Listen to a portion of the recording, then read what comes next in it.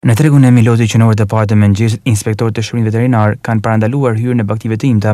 Inspektorët janë mbështetur dhe nga forcat e policisë bashkiake të Autorendit me qëllim parandalimin e futjes së baktive. Në këtë treg informal, Dede Rama, drejtuesi i shërbimit veterinar, thotë se janë marrë masë të rrepta jo vetëm në tregun e Milotit, por janë gjurmuar edhe në fshatrat tufat e baktive me qëllim zbulimin dhe parandalimin e kësaj sëmundje të rëndë në bakti. Sipas tij nuk ka asnjë rast të prekjes nga sëmundja mortales në qarkun e Lezhës, ndërsa një aksion i tillë do të vijë në ditët e ardhshme.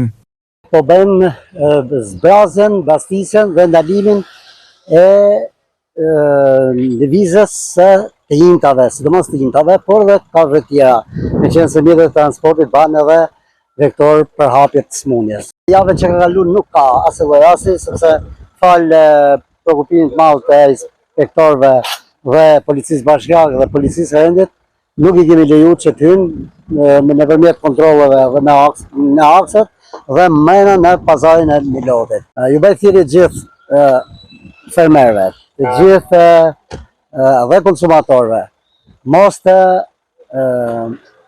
dalin dhe mos të tregtojnë në tregun e Milotit, pazarin e Milotit, sepse thjesht po mbartin sëmundjen dhe po e dërgojnë të në fermat e tyre. Pazari i Milotit do monitorim të vazhdueshëm, sepse është i padijshëm dhe kjo don çdo diel duhet, sidomos organet kompetente si që është bashkia kur bin dhe njësia bashkiake, duhet ta shohin si një problem që është në njësinë administrative të tyre. Do të është një krim, mund të them që është krim mjedisor, krim mund të them është një gropë e zezë për hapje sëmundjes.